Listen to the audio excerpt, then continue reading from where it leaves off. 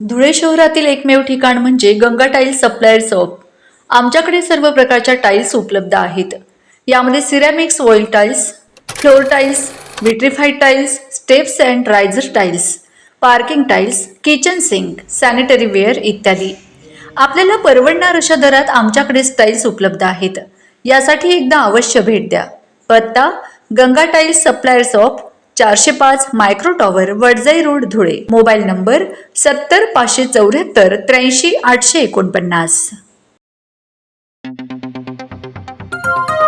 आपण बघत आहात डिजिटल इंडियाचे डिजिटल न्यूज।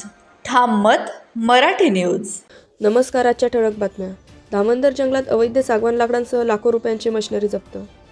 पिंपळनेर येथील धामणदर गावलगतच्या जंगल परिसरात अवैध सागवान वृक्षतोड व फर्निचर निर्मितीचा प्रकार उघडकीस आला आहे।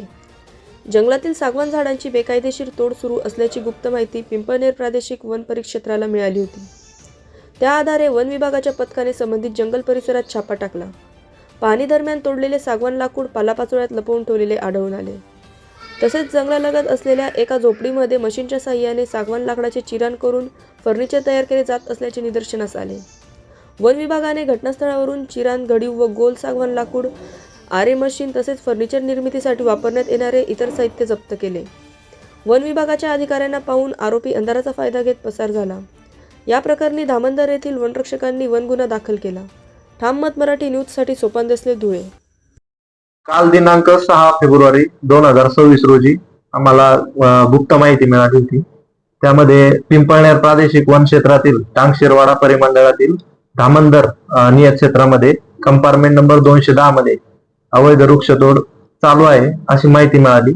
त्या आधारे मी व माझा स्टाफ यांसह गस्त करत असताना आम्हाला तिथे चिराण सागवान लपवलेलं आढळून आलं। या आधारे आम्ही आजूबाजूच्या परिसरामध्ये पाहणी केली असता तिथे एका मशीनच्या सहाय्याने सागवान चिरण करून तसंच त्याच ठिकाणी फर्निचर करत असल्याचं देखील आढळून आलं आम्हाला। तिथलचा गावकऱ्यांचा विरोध पाहता आम्ही आवश्यक मदतीसाठी SRPF टीम, साक्री वन परिक्षेत्र, कोंडाईबारी वन परिक्षेत्र यांचा स्टाफ देखील मदतीला मागवला। या सर्वांच्या सहाय्याने आम्ही तिथे कारवाई केली। या सदर कारवाईमध्ये उपलब्ध आढळून आलेला जो माल आहे आम्हाला मशीन, चिरण केलेलं सागवान माल असा एकंदरीत 1 लाख रुपये किमतीचा माल आहे। आणि पिंपळनेर वन परिक्षेत्रातर्फे असं आवाहन करण्यात येत आहे की वृक्ष संपदेचं, वन संपदेचं नुकसान करू नये।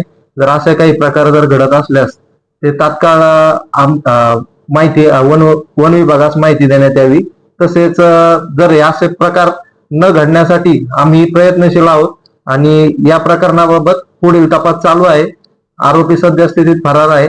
अधिक माहिती आपण महाराष्ट्रातील ताज्या घडामोडींसाठी पाहत रहा ठाम मत मराठी न्यूज। तसेच आमच्या चॅनलला लाईक, शेअर, सबस्क्राईब करायला विसरू नका।